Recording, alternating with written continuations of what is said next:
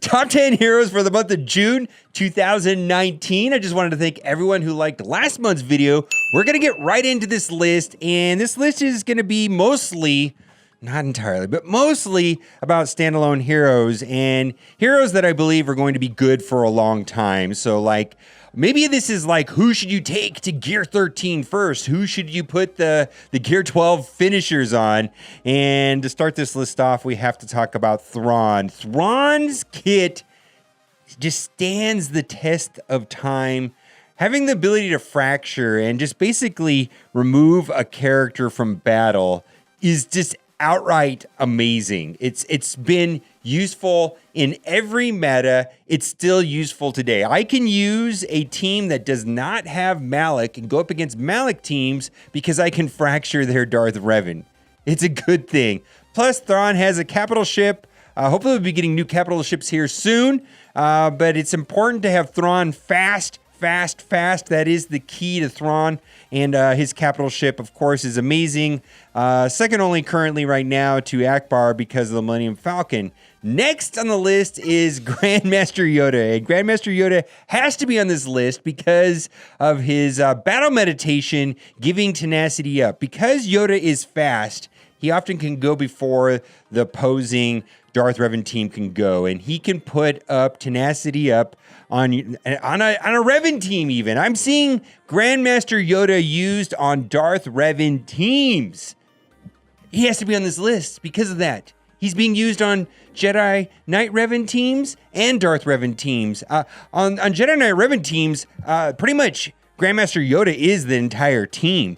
He just is going crazy with tons of turn meter, but the battle meditation is what makes him good on other teams. Being able to get tenacity up and to resist the fallen Bastila also. All right, it's just a no-brainer. Grandmaster Yoda, however, I have to say this is probably one of the few leadership abilities that I wish I didn't Zeta because Bastila came out right after him, so I don't recommend the Zeta on him. Boy, if I could get a refund on that one, that would be one. All right, General Grievous. Okay, now the reason why Grievous is on this list is because I believe without a doubt that when the Gear 12 finishers come out in Gear 13, this is going to be amazing. I think his health pool is going to go through the roof. I think we're going to see numbers over 100,000 with his health pool, which means his damage and sustainability is going to be insane.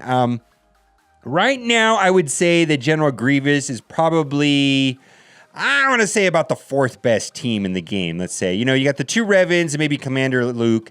And a Commander Luke team is pretty much a counter with all the counterattacks, but Grievous could overtake everything.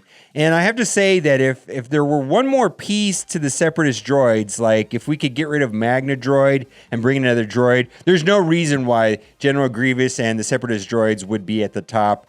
I'm going out on a limb here saying that this is the direction to go. Like right now, I'm personally dumping my resources into Grievous and Padme, but Padme is not quite there. She doesn't make the list, but General Grievous does without a doubt. Fallen Bastila. Oh my God. Corrupted battle meditation. I don't even know if I need to talk about how good she is. Having Fallen Bastila go before the opposing Fallen Bastila means that there can't be any negative status effects applied. I mean, this kit right here shuts down the other team. If we talk about Darth Revan, the team is really all about Fallen Bastila and Malak. If we talk about Jedi Knight Revan, the team is really about Grandmaster Yoda and Jolee. But Fallen Bastila has to make this list. The other thing, too, is that she works on Palpatine teams. She also works on Traya teams. So just as far as a Sith that is going to be good on so many teams going forward. Of course, right now she's most commonly used on Darth Revan teams. Next, we have to talk about Bastila. See the pattern? And the reason why I put Bastila on the list is because she's also an amazing leader.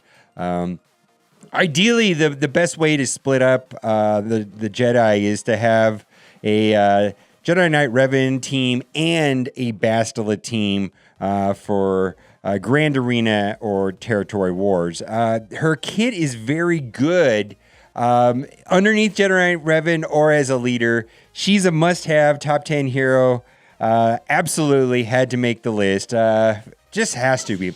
Okay, Darth Nihilus probably is going to have one of the best kits in the game for a long time.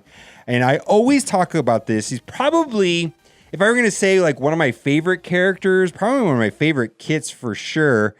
Being able to dispel with a basic, to be able to increase cooldowns, which is better than ability block, and then a one-shot kill. Plus, when you have the trio, Traya, Cyan, and Nihilus go well together, but individually, Nihilus is everything. Nihilus is a character where you pretty much have to say, can this team survive Nihilus? That's kind of a big thing to say, and that's the reason why he makes the list. Next, we have to talk about Raid Han. Now, the reason why Raid Han is on this list is because he can shoot first. Being able to go before the other team goes and being able to stun the other person is amazing. Now, right now in my arena, I'm seeing a lot of Revan teams, Darth Revan teams with Malak, and people are using Grandmaster Yoda to put up the tenacity, kind of prevent all the nastiness that happens with Fallen Bastila. And then to counter that, people are using Raid Han to stun the Grandmaster Yoda. This is why Raid Han makes the list. He's going to be relevant and useful for a long time. Plus, Han's Falcon is the best ship in the game without a doubt, and his interactions with Chewie just make him a no-brainer. Next on the list is Nest. Okay, I've ignored Nest, actually, and she's on my list to take to Gear 12 right away.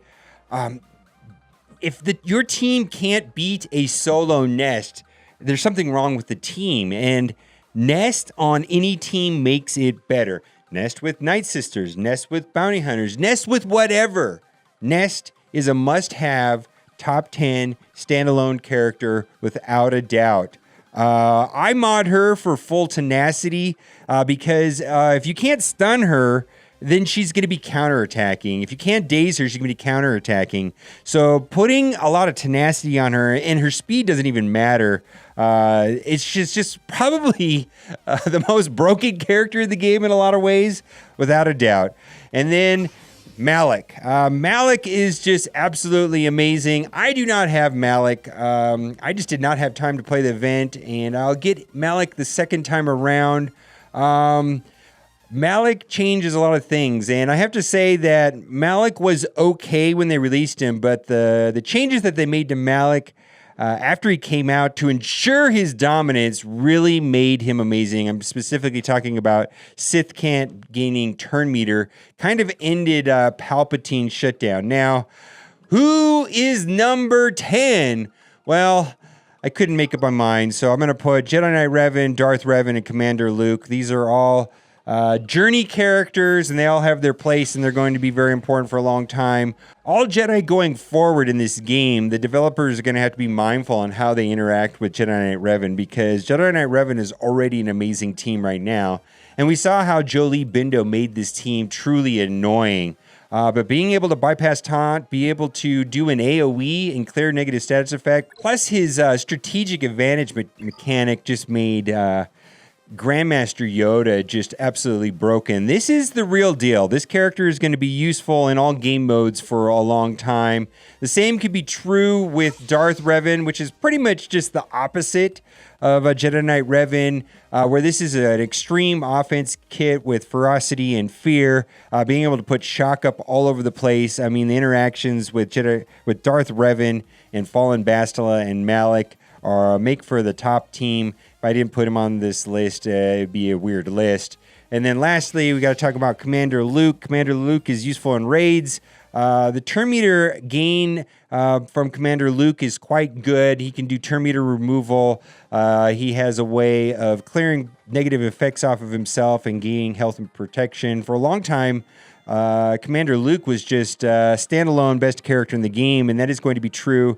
And I do believe that Commander Luke going forward in the Rebel team is going to be the counter to General Grievous. And I'm serious about this, guys.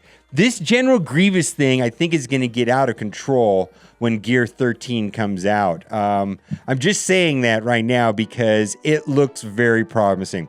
All right, well, now it's time for the giveaway. I really hope you liked this video today, because if you did, you are in luck. That's right, for every single person that likes this video, you will be getting for free in your account an 8-star Chancellor Palpatine. This is not a scam. Yeah, I don't know which one I like the best here. We've got Admiral Squat Bar, Ben Swallow, Obi-Wan More Rep, Grand Buff Tarkin, Qui-Gon Jinn. Oh boy. All right. Future lists will probably be in the context of maybe like top 5 best offensive teams or defensive teams. I think Grand Arena Championships and the focus of the game is going to be changing away from Squad Arena. So complete teams and teams that work well on defense or offense is probably something to be mindful of. And I think my future list will incorporate more of that context. All right, guys, thanks for watching and keep on gaming.